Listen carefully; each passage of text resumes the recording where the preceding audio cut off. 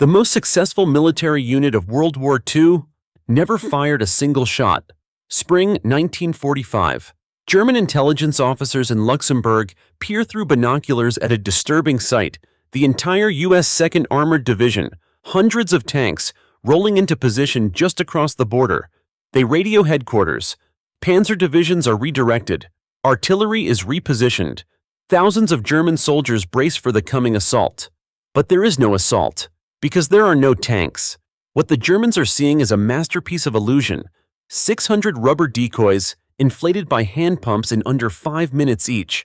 What they're hearing through the forest is a recording of tank engines, played through 500-watt speakers mounted on trucks, and the American officers they spotted drinking in nearby bars, casually discussing the 2nd Armored's battle plans loud enough to be overheard? Actors, every single one. This is the 23rd Headquarters Special Troops, 1,100 artists, sound engineers, and set designers, armed not with rifles but with paintbrushes, speakers, and an almost supernatural talent for deception. In 17 months of operations, they conducted over 20 missions from Normandy to the Rhine. Military historians estimate they saved between 15,000 and 30,000 Allied lives, and for 50 years after the war ended, they were forbidden from telling anyone what they had done. Not their wives, not their children, not even on their deathbeds. 1,100 men who saved thousands couldn't save their own stories. 63% died before 1996 when the operation was finally declassified. By then, most of them were already ghosts. This is the story of how an army of artists won battles without firing a shot and how history almost forgot them entirely. The 23rd Headquarters Special Troops was born from a simple, ruthless calculation. Deception is cheaper than death. In January 1944, as Allied forces prepared for D-Day, U.S. Army planners faced a problem. Every major offensive required concentrating forces, and every concentration became a target. Move a division to the front, and German reconnaissance would spot it within days. Artillery would follow. Casualties would mount before the battle even began. The solution wasn't more armor or more men. It was more lies. The Army pulled 1,100 soldiers from an unusual talent pool. Art students from Pratt Institute and Cooper Union, radio engineers from NBC and CBS, set designers who had worked on Broadway productions, fashion designers, including a young Bill Blass, who would later dress first ladies, painters like Ellsworth Kelly, who would become one of America's most celebrated abstract artists. Their service records were vague, deliberately so. Special duty. Classified assignment. Families were told nothing. These men were organized into 4 specialized units. The 406th Combat Engineers handled the visual deception, inflatable tanks, trucks, and artillery pieces made from rubber and canvas. The 3122nd Signal Service Company operated the sonic deception, half-ton sound systems that could project the noise of an armored division up to 15 miles.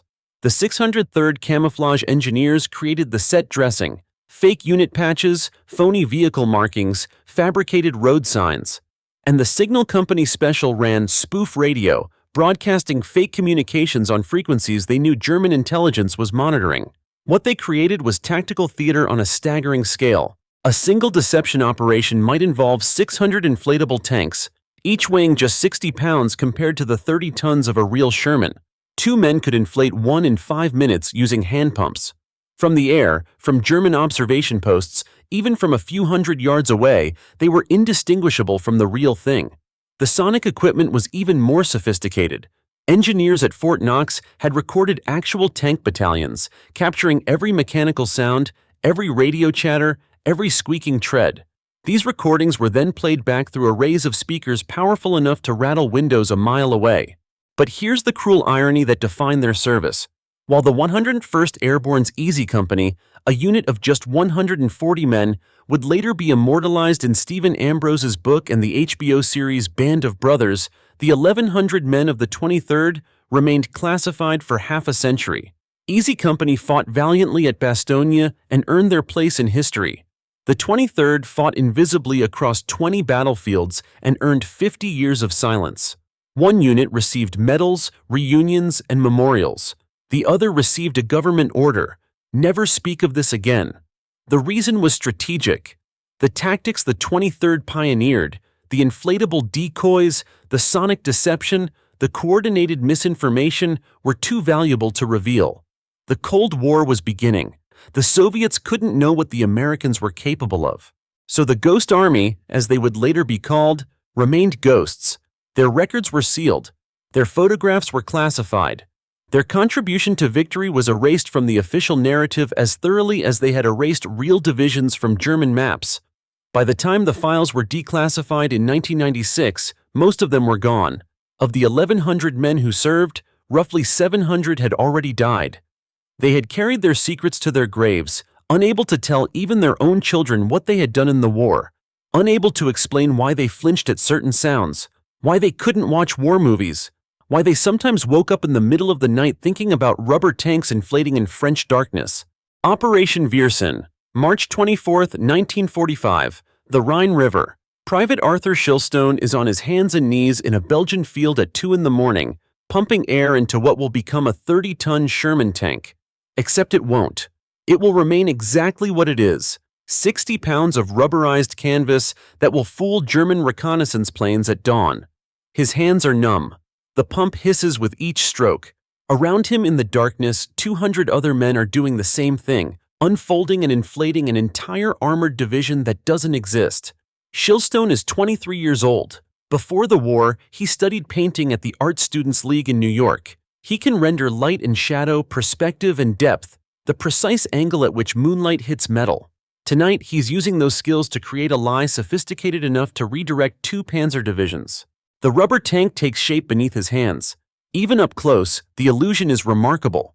The carefully painted shadows beneath the chassis, the scuff marks on the treads, the mud splattered across the hull. From 500 feet up, through the lens of a German reconnaissance camera, it will be perfect. 3 miles away, Sergeant Harold Dahl is running a different kind of deception. His weapon is sound.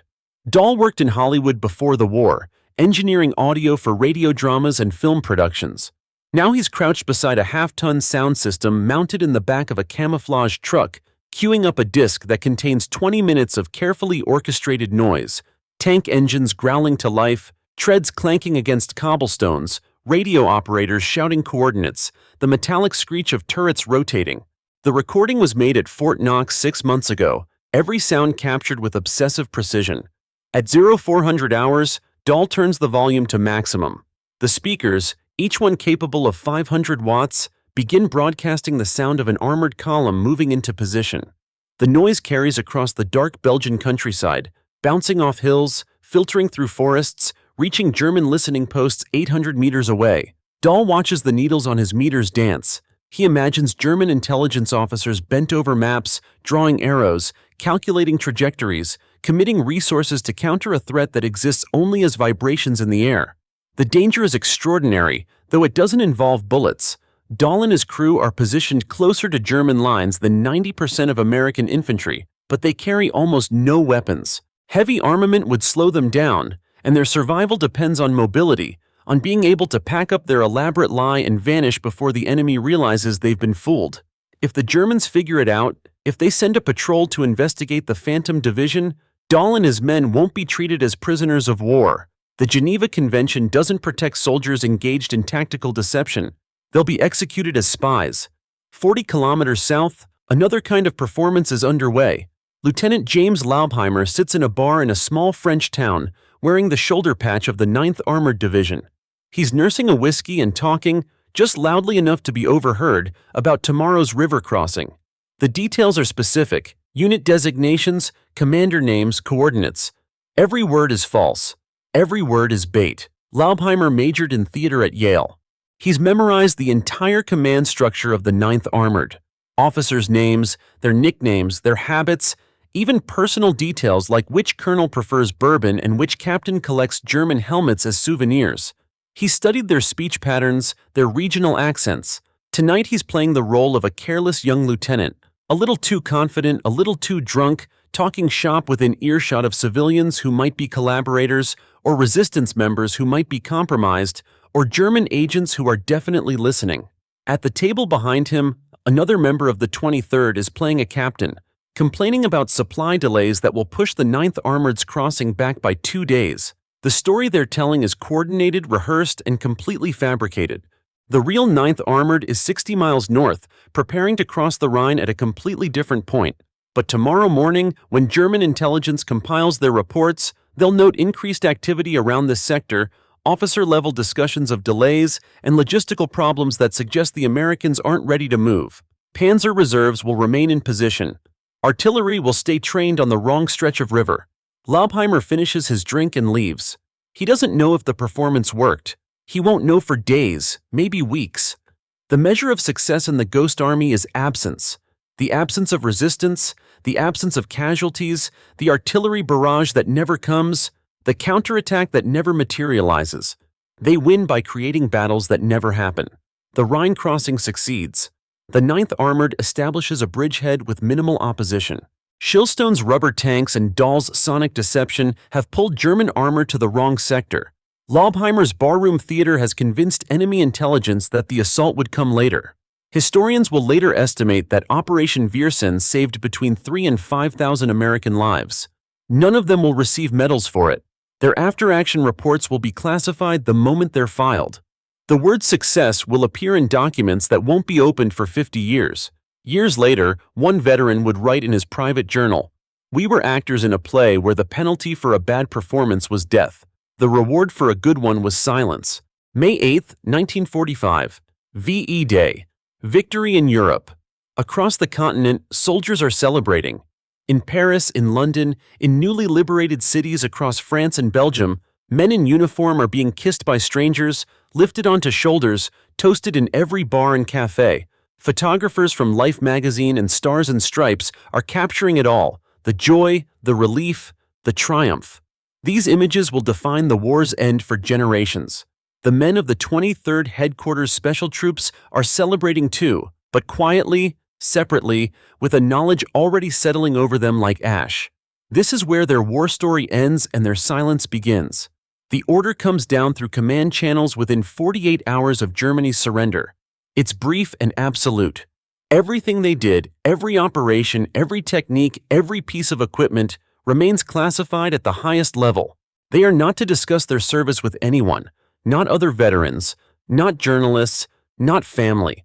The penalty for violation is court-martial, possible prosecution under espionage laws. The order isn't temporary. There is no sunset clause, no review date. As far as they're told, it's forever. For some of them, this makes a certain logical sense. The war in the Pacific is still raging. The techniques they've developed, the inflatable tanks, the sonic deception, the spoof radio, might still be useful against Japan. But even after Hiroshima, after Nagasaki, after the Japanese surrender in September, the classification doesn't lift. The reason becomes clear only gradually. The Cold War is beginning, and the Ghost Army's methods are too valuable to share with potential enemies. The Soviets cannot know what the Americans are capable of, so the men go home carrying secrets they can't unburden. Private Shillstone returns to New York, to his wife and his easel and his ambitions as a painter. When she asks what he did in the war, he tells her he was with a camouflage unit. When she presses for details, he changes the subject. She assumes he saw things too traumatic to discuss, combat horrors he's trying to forget. She stops asking. He never corrects her. The truth is, he's desperate to tell her, to explain that he spent 17 months painting shadows onto rubber to save real lives, that his art meant something, that it mattered. But he can't. The gap between what he did and what he's allowed to say becomes a silence that sits between them for decades. Sergeant Dahl goes back to Hollywood. He works on film productions, engineering sound for westerns and war movies, and the irony is constant and painful. He watches actors pretend to be soldiers, watches directors stage fake battles, watches audiences applaud performances that don't risk anything. He knows something about performance and risk that he cannot share. At industry parties, when other veterans trade war stories, he nurses his drink and says nothing. Some people assume he's ashamed, that maybe he had a desk job, that maybe he didn't really serve. He lets them think it. Lieutenant Laubheimer teaches theater at a small college in Pennsylvania. His students ask if he saw action. He says he was with a special unit and leaves it at that. One day, a student doing research for a term paper asks if he knew anyone who fought at the Rhine crossing in March 45. Laubheimer freezes. He was there. He was instrumental. He wants to say, I helped make that crossing possible. I sat in a bar and lied so convincingly that German armor went to the wrong sector. Men lived because of my performance. Instead, he says, I wasn't in that sector, and changes the subject. The real torture isn't just the silence, it's the watching. Throughout the 1950s and 60s, they watch other units get recognized, memorialized, celebrated. Books are written, movies are made, monuments are erected. The 101st Airborne, the 1st Infantry Division, the Marines at Iwo Jima, all receive the honor and recognition they deserve. The men of the 23rd attend VFW meetings and listen to other veterans tell their stories, receive their applause, accept their drinks. They sit silent, carrying the weight of operations that don't officially exist. Some of them break. Not dramatically, not publicly, but in small ways. They tell their wives fragments, cryptic hints, just enough to ease the pressure. They write it down in journals they keep hidden. They gather occasionally, these 1,100 men scattered across the country, at informal reunions that are technically violations of their orders. And for a few hours, they can speak freely, remind each other that it was real, that it mattered, that they weren't crazy. But mostly, they just carry it. Through the 70s and 80s, as they age, as friends die, as the war recedes further into history, they carry the knowledge that they saved thousands of lives and cannot claim credit, that they fought with intelligence and creativity and cannot be honored for it. That history is being written without them in it. By 1996, when the Ghost Army files are finally declassified, approximately 700 of the original 1,100 men are dead. They died in car accidents and from cancer, from heart attacks and old age, and they died without their children ever knowing what they did, without their grandchildren ever hearing the stories, without anyone being able to stand at their funerals and say, this man was part of one of the most successful deception operations in military history. One widow, going through her husband's papers after his death in 1994, finds a journal. In it, he's written, we saved thousands of lives, but we couldn't save our own stories. We were ghosts during the war, and we stayed ghosts after it. He died 2 years before he would have been allowed to tell her. When the files were finally declassified in 1996, it barely made news. A few articles in military history journals, a small exhibition at the National Archives. Some of the surviving veterans, now in their 70s and 80s, finally got to tell their stories to local newspapers, to historians, to their own families. But it was 51 years late. More than half their unit was gone. The Ghost Army's story forces us to confront an uncomfortable truth about how we remember war.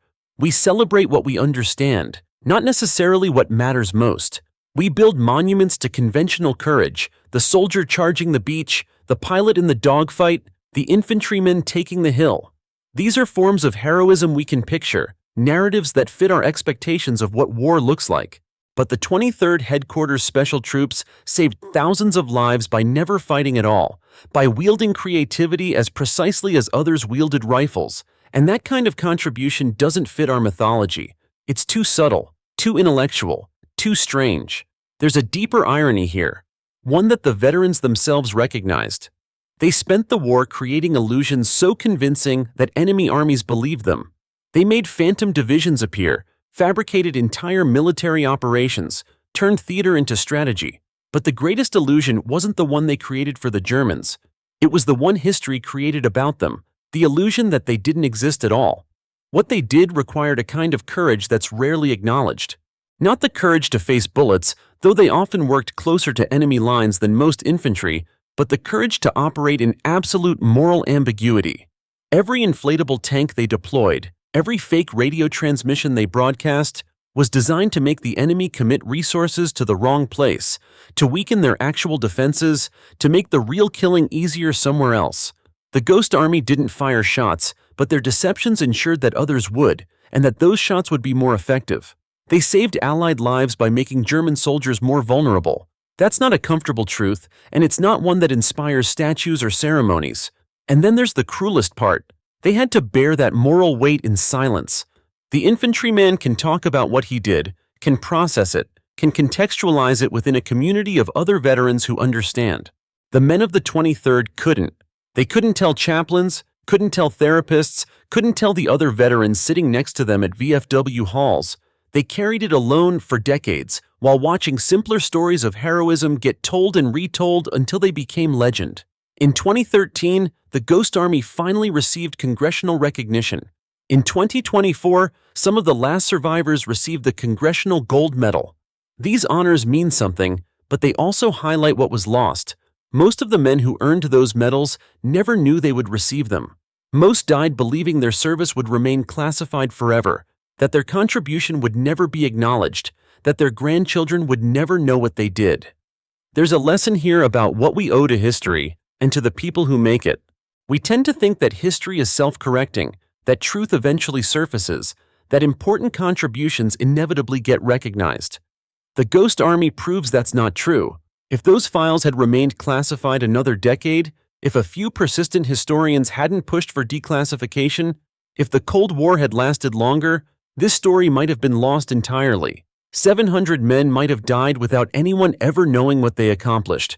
The men of the 23rd created an army of ghosts to deceive Hitler, but in the end, they became ghosts themselves, haunting the margins of a history that nearly forgot them. Their story survived not because the system worked, but because it almost didn't.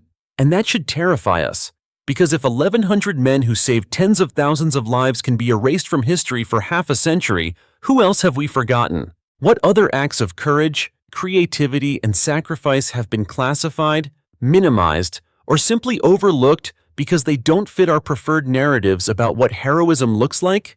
The Ghost Army teaches us that the price of silence can be paid by the silent, not just by those who impose it, and that sometimes the hardest battle isn't the one you fight with the enemy, it's the one you fight with your own side, with your own country, with history itself, just to be remembered at all.